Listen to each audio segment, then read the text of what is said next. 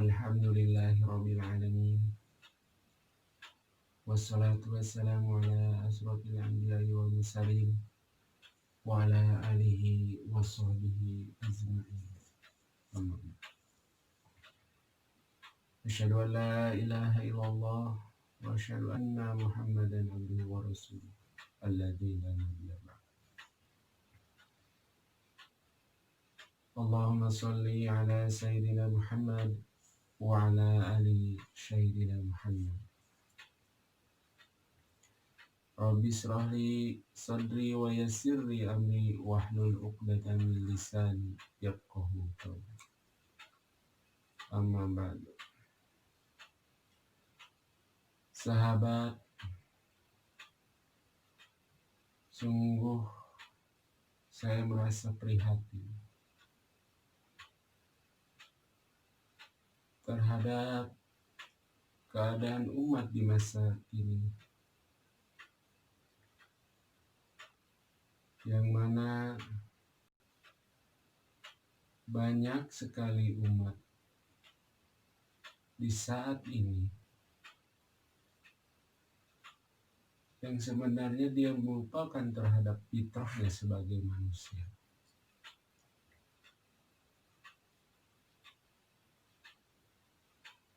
Berangkat dari keprihatinan saya,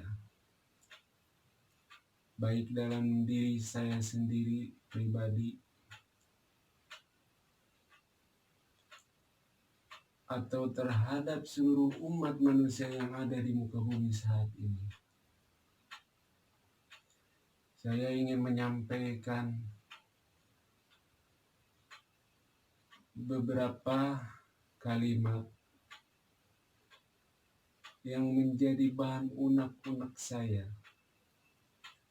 yang menjadi bahan renungan selama ini di dalam hati saya. Bagaimana sebenarnya keadaan umat saat ini? Apakah benar-benar seorang muslim dengan muslimnya, seorang mukmin dengan mukminnya yang sesungguhnya? Apakah benar-benar Al-Quran yang dikatakan oleh Allah Subhanahu wa Ta'ala sebagai petunjuk digunakan sebagai petunjuk? Mari kita renungkan, sahabat. Bertahun-tahun saya berpikir, bertahun-tahun saya mentafakuri diri saya sendiri.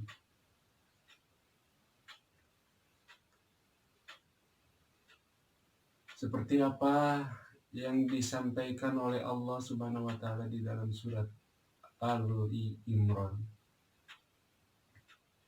A'udzu billahi minasyaitonir rajim. Alladzina yadhkuruna Allaha qiyaman wa qu'udan wa 'ala junubihim wa yatafakkaruna fi khalqis samawati wal ardh.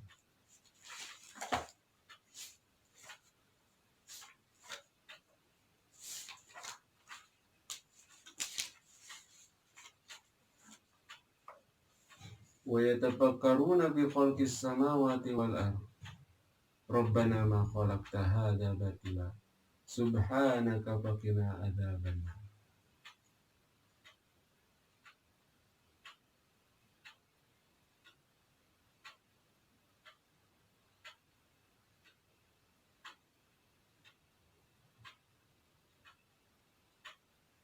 Di dalam ayat tersebut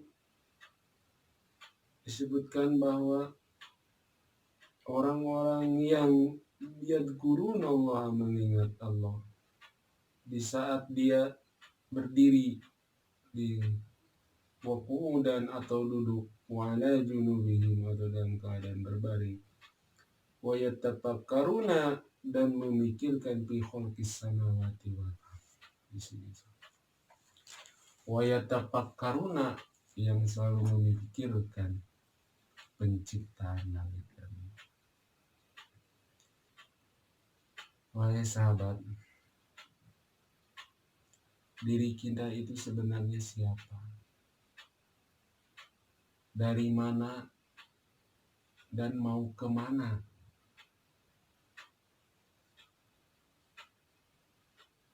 Jadi saya tahu saya seorang manusia. Apa fungsinya manusia? Di dalam Al-Quran surat Az-Zariyat ayat 52, wa ma khalaqtul jinna wal insa illa liya'budun. Kata Allah, tidakkah aku ciptakan jin dan manusia kecuali untuk beribadah. Baik, oke. Mungkin di kalangan umat muslim tahu sebagian besar tentang ayat ini. Atau mungkin memang tidak pernah mendengar sama sekali ayat ini. Dari kalangan umat muslim. Bagaimana dari kalangan orang-orang yang non-muslim? Apakah dia tahu siapa dirinya? Dan dari mana dan mau kemana dirinya? Wahai sahabat, kita sadari bahwa diri kita tidak bisa memilih untuk hidup di zaman mana dan di masa mana. Kita yang menentukan lahir saat ini, di zaman saat ini, itu adalah ketentuan dari Allah Subhanahu wa Ta'ala. Tapi perlu kita ketahui, wahai sahabat, betapa banyak umat manusia yang begitu lahir dari muka bumi ini berada dalam keadaan yang tidak paham terhadap siapa dirinya. Mungkin dikarenakan orang tuanya, mungkin dikarenakan lingkungannya. Banyak kok manusia yang lahir ke muka bumi ini dalam keadaan berbeda-beda agama, kalau istilah sekarang. Ada yang Nasrani, Yahudi, atau Majusi selain dari Islam. Ada yang Muslim gitu. Nah, lalu bagaimana tentang orang-orang yang dilahirkan selain dari non-Muslim? Sementara dia didoktrin oleh keluarganya, oleh lingkungannya bahwa ajaran yang dianut oleh orang tuanya itu adalah benar.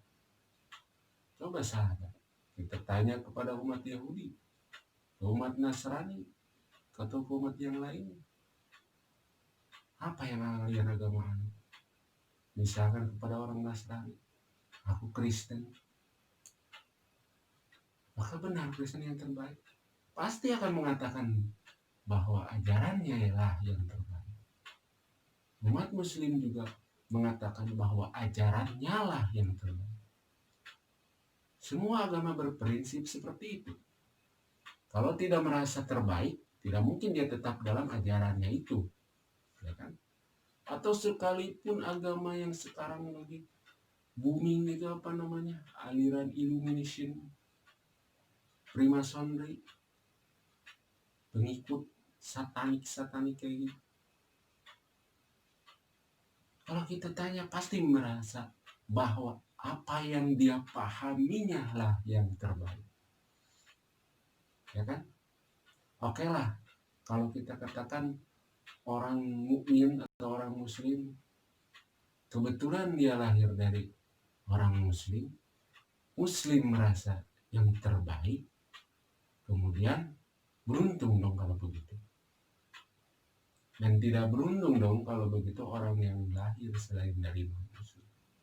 Karena hanya muslim lah, atau orang yang beriman lah, mukmin lah, yang hanya Allah terima nanti di akhir. Beruntung dong kalau gitu orang mukmin dilahir. Nah, sementara saat ini, contoh saja Nasrani dan Yahudi,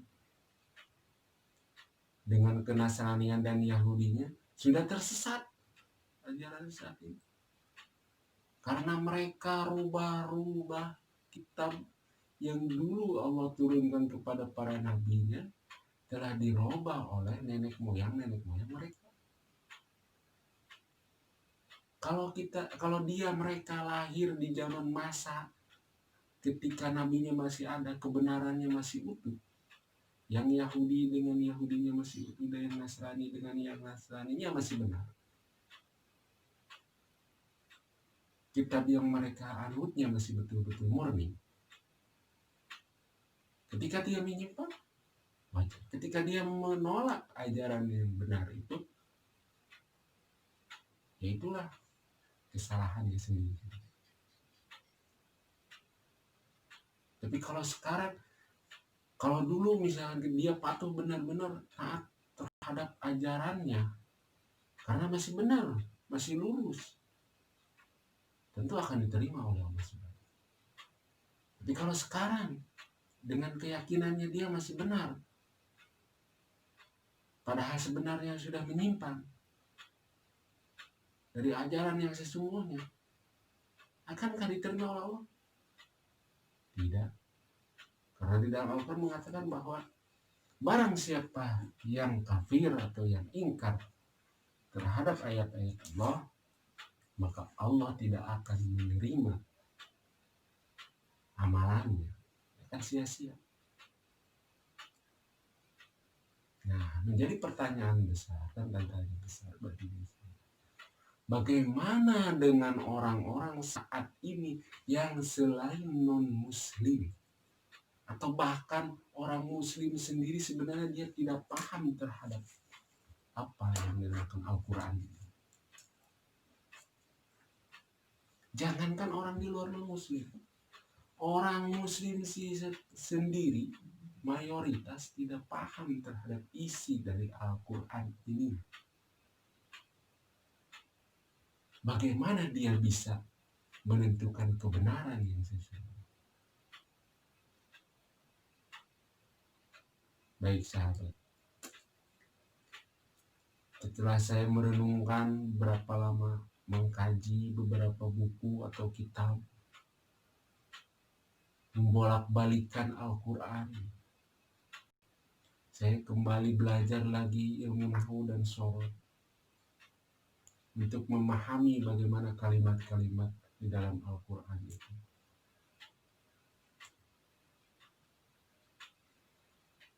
Ternyata kita berangkat dari mana hidayah itu. Karena kalau misalkan baik orang yang mukmin atau orang yang non-muslim, jika mendapat hidayah dari Allah, mungkin akan ditunjukkan oleh Allah kemana jalan yang benar. Gitu. Tapi kuncinya sekarang dari mana kita awal mulanya mendapat hidayah itu. Dari mana awal mulanya mendapat hidayah itu. Contoh, kita ambil contoh saja. Bagi orang yang lahir dari negara mayoritas non-muslim, misalkan di salah satu negara, misalkan di Eropa, ambil saja negara apa yang cukup Afrika Selatan saja, yang cukup tertinggal gitu ya, yang agak rada tidak terlalu modern, atau misalkan di Kanada, mana saja tuh, atau di Kolombia. Di sana sudah lingkungannya keras, sudah negaranya miskin, sudah keadaannya sulit. Ajaran yang dipahaminya pun sudah bertentangan dengan sesungguhnya, itu bertentangan dengan ajaran Islam. Bagaimana keadaan orang tersebut bisa mendapat hidayah? Jangankan orang Islam yang mau berdakwah ke negara situ, tidak bisa karena kerasnya lingkungan, bisa karena ancamannya orang-orang yang dolim di sana gitu. Bagaimana manusia itu bisa mendapatkan hidayah? Setelah saya baca di dalam surat Yusuf, ayatnya sekitar ayat 36 sampai ayat 40. Tentu kita paham ya, bahwa Al-Quran ini adalah hudal lil muttaqin, petunjuk bagi orang-orang yang bertakwa. Kita harus yakini bahwa Al-Quran itu merupakan petunjuk ayat demi ayatnya. Dari mulai banyak lafaz bismillah di surat Al-Fatihah sampai surat An-Nas terakhir. Semua ayat dalam Al-Quran itu adalah petunjuk. Di dalam surat Al-Baqarah, Syahrul Ramadan alladzi unzila fihil Qur'an hudal linnasi. Ingat, petunjuk bagi manusia. Wa bayyinati minal huda wal furqan. Dan membenarkan terhadap kitab-kitab yang membenarkan terhadap kitab-kitab yang terdahulu, wal furqan, dan pembeda.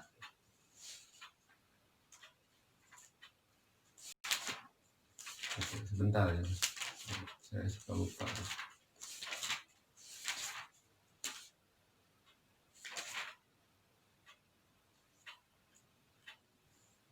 Ya.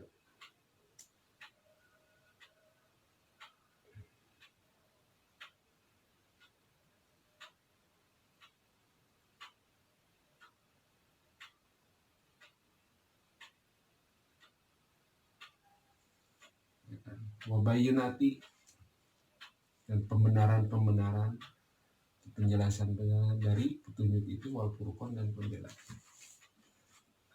Yakin ya, pasti baik itu yang mengisahkan orang-orang yang terdahulu di dalam Al-Quran ini, para nabi, para orang soleh, itu ada petunjuknya, tidak asal kita mengisahkan.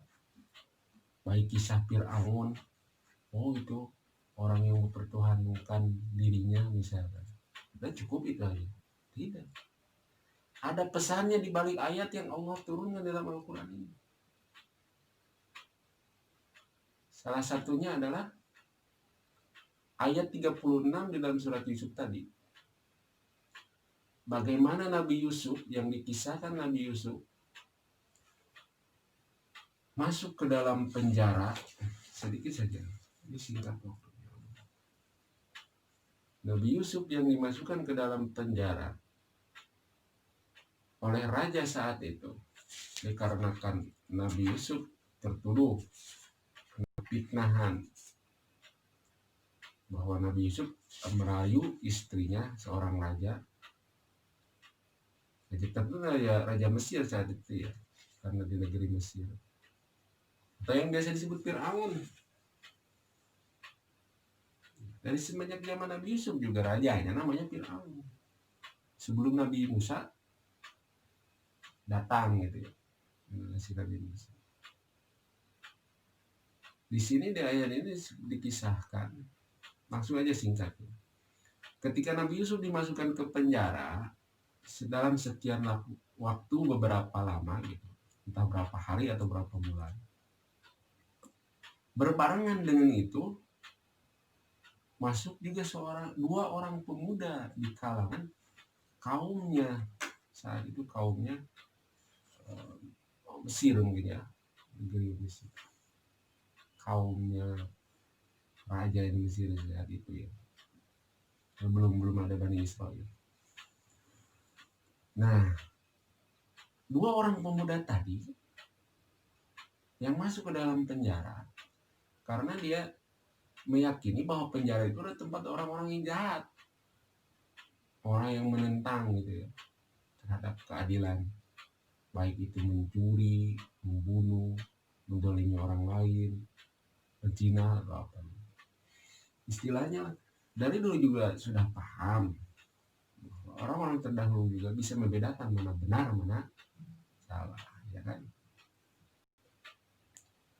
Nah, ini seperti itu. Tapi ketika dua orang pemuda tadi memperhatikan Nabi Yusuf di dalam penjara, oh ini beda gitu. Biasanya identiknya orang yang jahat, tapi ini beda, kelihatannya seperti orang yang alim, orang yang soleh. Sehingga dia membuat rencana untuk menanyakan, dengan alasan menanyakan mimpi yang pernah dialaminya kepada Nabi Yusuf. Tapi sebenarnya dia penasaran juga terhadap orang ini. Kenapa menanyakan kepada Nabi Yusuf, tidak sama penghuni penjara yang lainnya? Karena dia memperhatikan ini beda. Ini orang pasti soleh. Kalau orang soleh, perkataannya insya Allah jujur.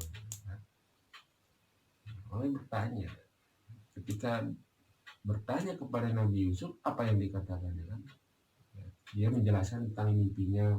Yang satu mimpinya misalkan sedang memeras anggur gitu kan. Yang kedua mimpinya membawa roti di atas kepalanya kemudian dipatuk oleh burung. Ini yang menariknya di ujung ayat ini. Inna naroka minal muhsinin. Sesungguhnya aku melihat engkau termasuk orang yang baik, orang yang soleh. Kenapa aku bertanya kepadamu? Karena aku melihat kamu itu adalah orang yang baik, orang yang soleh. Jadi diambil dari ayat ini hikmahnya gitu.